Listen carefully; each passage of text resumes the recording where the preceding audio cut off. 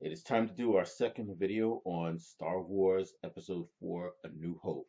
This is our character analysis video. Once again, most of my character analysis is based on these two books, The Hero's Journey and The Writer's Journey and The Hero with a Thousand Faces by Christopher Vogler and Joseph Campbell, respectively.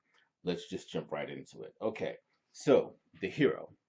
The hero of Star Wars, as we all know, is Luke Skywalker, and in many ways, he is the archetypical hero.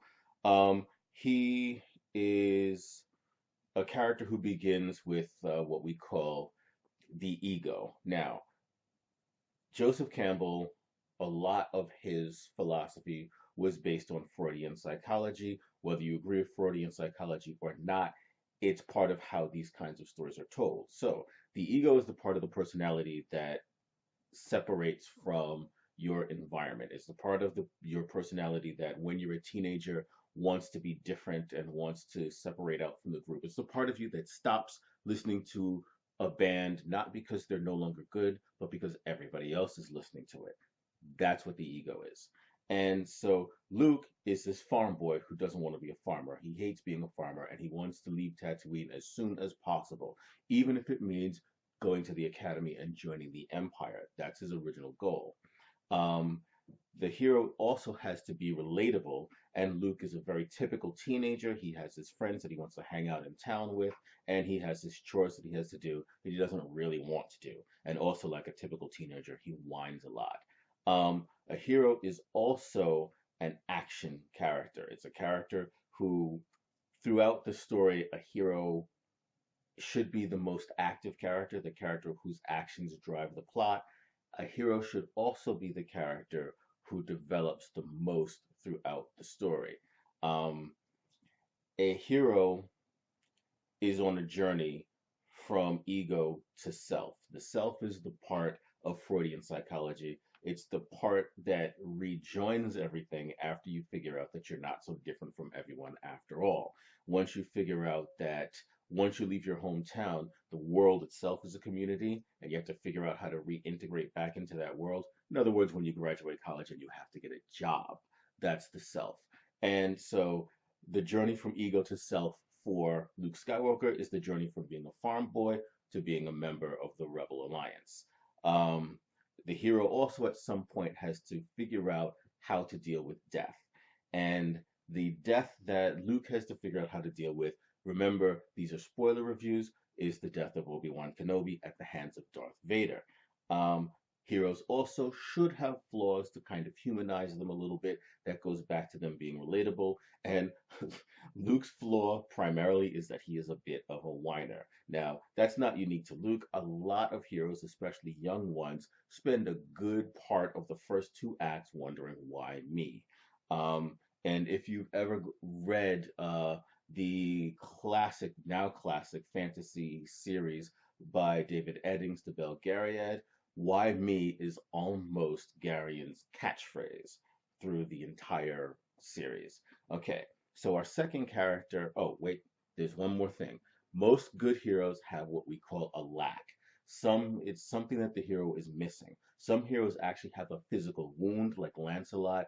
Other heroes are missing a parent or sometimes both parents. It's one of the reasons why so many princesses in Disney animations are orphans. Cinderella is an orphan. Luke Skywalker is missing his dad. Batman is missing both of his parents. Superman is missing his entire planet. Uh, Luke's mother is never mentioned at all, and his dad died at the hands of Darth Vader 20 years ago in the Clone Wars. Okay, Luke's mentor. The mentor of the story is, of course, Obi-Wan Kenobi. A mentor is a character who has gone on the journey before and has achieved the level of self. He's already one with everything. And definitely, Obi-Wan Kenobi has achieved that. Now, he's a hermit at the beginning of the movie, which makes it seem like he's separated out from everything again. But in reality, he's on that planet because he's watching over Luke. That's what he's been doing. He knows what Luke's been up to. He knows that Luke's been a pilot. He's been holding on to that lightsaber for Luke for 20 effing years. So yeah, he's not really retreated back into his ego. Also, a mentor is a trainer. The mentor is, Mickey from Rocky, the generic white-haired kung fu trainer in every Jackie Chan movie. Um, the the trainer and is the mentor. In fact, Hercules' mentor was the actual original Greek character named Mentor, which is where we get the name. And so we have some training sequences. The other thing mentors do is they give gifts. There's a particular kind of mentor that also shows up in Disney cartoons a lot, which is the fairy godmother. The fairy godmother is primarily a gift giver, and the gift Luke gets is his daddy's lightsaber, and then lessons on how to use it, blindfolded with the helmet with the blast shield down. Finally, the mentor is the conscience of the story. He's very often stories that don't have a teaching mentor have a character who is just the moral center. One person who's talking moral sense while everyone else around them is an idiot or at least some kind of, you know, depraved lunatic. So there is a good deal of morality to Obi-Wan Kenobi. He does try to guide Luke toward the Force religion, but he isn't an evangelist about it. He doesn't have a physical Bible that he's thumping over Luke's head, but he does kind of try to guide him in that direction. Now, the third type of character is what we call a threshold guardian. Threshold guardians are obstacle characters that the hero has to get past in order to begin the journey proper. Sometimes there's one, sometimes there are more. Luke goes through the threshold guardians of stormtroopers, bar thugs, and Han Solo in particular goes through a particular threshold guardian who's this guy named Guido, who shot second. He shot second. And threshold guardians represent the hero's inner demons. The threshold guardians represent things that the hero may be afraid of. The stormtroopers represent the threat of the Empire. The bar thugs, what they represent the fact that this new world that Luke is about to enter is this den of villainy and what do you call it, scum. Those guys, that's what they are. They're scummy villains, and you're going to be dealing with those kinds of people from now on. And so here's two to face right away. And Guido represents the threat of Jabba, which isn't fully realized within the actual film Star Wars, but by the time you get to the second movie, yeah, the threat is realized. The other thing that Threshold Guardians represent is testing. They are there to make sure the hero has what it takes to survive in the special world. What is going to happen, the adventure that he's about to go on. If you can't beat the Threshold Guardian, you don't have a chance out there. And everyone passes this test in Star Wars except for Luke, who gets his butt handed to him, and then Obi-Wan Kenobi comes and cuts the dude's arm off. Um, Threshold Guardians also represent the new power. Once you're off the farm, who's in charge? When it's not Uncle Owen and not Aunt Beru, who's calling the shots? In this case, it's the Empire and it's Jabba. Those are the two dudes calling the shots. Those are who you send Threshold Guardians that block Luke and Han from getting off of Tatooine. Next character is the Herald. The Herald is the character that brings the hero the call to adventure. The Herald is the character that lets the hero know someone needs help somewhere. Our heralds in this adventure are the two droids, R2D2 and C3PO. And the message they bring is an actual message from Princess Leia: help me, Obi-Wan, you're my only hope. Also, they are a call for change. Leia is actually delivering the message that the Empire, which we thought was unbeatable, maybe even more unbeatable because they've got this Death Star thing, but we have, what's the name of the movie? A New Hope. And the New Hope is not just Luke, the New Hope is actually the Death Star plans. It is. If you saw Rogue One, the New Hope is the Death Star plans. You know it, she says it. The New Hope is the Death Star plans. Anyway, they also are motivation. There's a little play on word sequence right in the beginning when C3PO is trying to figure out exactly what he should call his new master, and Luke doesn't want to be called Master Luke. He doesn't want to be called Sir, And somewhere in there, what does C-3PO call him? He calls him Sir Luke. This is foreshadowing the fact that Luke will eventually become a knight. Next character, the Shapeshifter. Shapeshifters are tricky because there are multiple different kinds of shapeshifters. Some are just characters that throughout the course of the story have more than one role that they play. But most stories, most characters play at least two roles.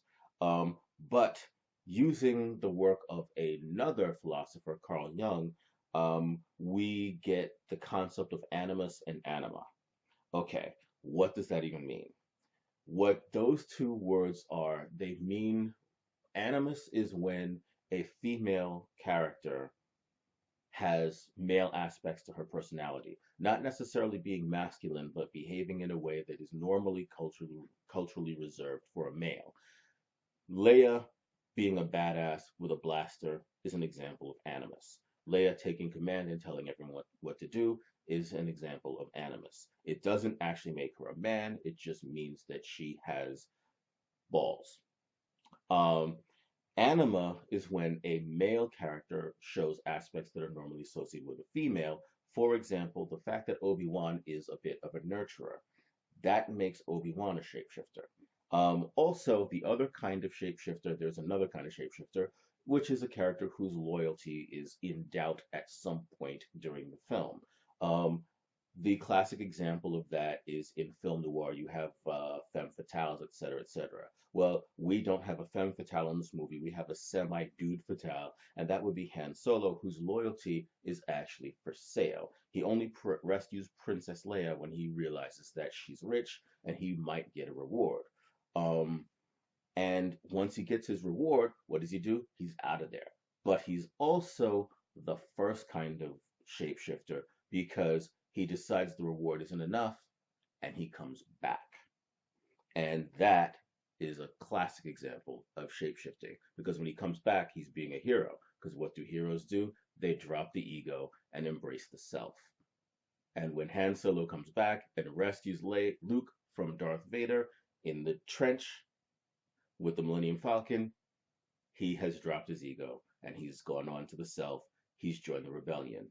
Yay, Han Solo. Okay, now the Shadow, Darth Vader. Darth Vader is one of the most perfect shadows, one of the greatest screen villains of all time. The Shadow represents full blown psychosis. The Shadow is the hero's worst fear manifest. And what is Luke's worst fear? Luke's worst fear ultimately will be turning to the dark side. And Darth Vader is exactly that. A hero is a person who is begins embracing their ego. What happens if that person never lets their ego go? A Jedi who can't let go of their ego and embrace the self, a Jedi who cannot join with the whole universe and become responsible for the whole universe and remain selfish and self-oriented, is a Sith. And that is exactly what Darth Vader is. Also, a shadow is there to provide challenge, and the hero has to be up against a worthy adversary. And a bunch of nameless towers in the trench are not a bad enough challenge for Luke Skywalker to, when he's piloting. So you have to have the other ace pilot, his own father. He doesn't know that yet, and neither do you in this particular movie, but he faces his own daddy and his daddy's a better pilot than him and kills essentially everyone but him. Like Luke is like the only dude that lives. Well, he sends Biggs and what the other guy's name is. I forget the other guy's name. He sends Biggs back with a wounded ship, but there are only three survivors, I think, from that battle. I don't know. But anyway, your next characters are the allies. Now, Han Solo is kind of an ally. He's kind of a hero. Um, Chewbacca is pretty much an ally. These characters they help introduce you to the special world. R2D2 and C3PO are also introductions to the special world. They actually introduce the audience to the special world because the movie begins 30 minutes before you ever meet Luke with them in the special world and you see what's going on. Um, and also, they represent what is referred to as unexpressed or unused parts of the character's personality. In other words, if there's something that the hero should be doing, something the hero should be thinking, something the hero should be feeling, very often an ally character will remind them of it. And one of the things that is one of the key points of R2D2's personality in the first Star Wars movie is he is almost insanely loyal to Princess Leia. Now, if you ignore everything from the prequels and you just watch Star Wars, he has no reason to be. He didn't belong to Leia. He didn't belong to Obi-Wan. He belonged to the captain of that ship, and so did C-3PO. They've actually never met Leia before, you know, and so his loyalty to the Rebel Alliance is kind of shocking and stunning for a droid. But also, it's kind of what Luke is looking for, and it's somewhere where Luke will get eventually. And then the final character is what we call the trickster. The trickster is sometimes comic relief, but one of the most important jobs of a trickster is the trickster is the character that calls everyone else on their BS. If you get too high on your high horse, the trickster is there to knock you off, usually in a way that's funny and fun for the audience. So you got quite a few tricksters. You have the droids who are constantly funny and going back and forth and essentially bringing humor to almost every situation that they're in. And you have the banter between Han and Chewbacca, which is also very similar. And then you also have two characters that constantly call each other and everyone else around them on their BS, and that is Han Solo, who is as cynical gets, and Princess Leia, who's just snarky and sarcastic before snarky and sarcastic became a big thing. She was the beginning of that. Okay, so how does Star Wars do in bringing all of the classic characters of the hero's journey to the screen intact and using them not just in the way that they are meant to be used, but using them in a way that tells the story well and gives a complete, well rounded story? Star Wars is one of the most perfect films when it comes to using the characters effectively. And so we're going to give this our character evaluation, much like our film evaluation, is going to be 5 stars. Yes, I am going to be rating on these evaluations as well. So, Star Wars character analysis, we're also at 5 stars. So, thanks for watching.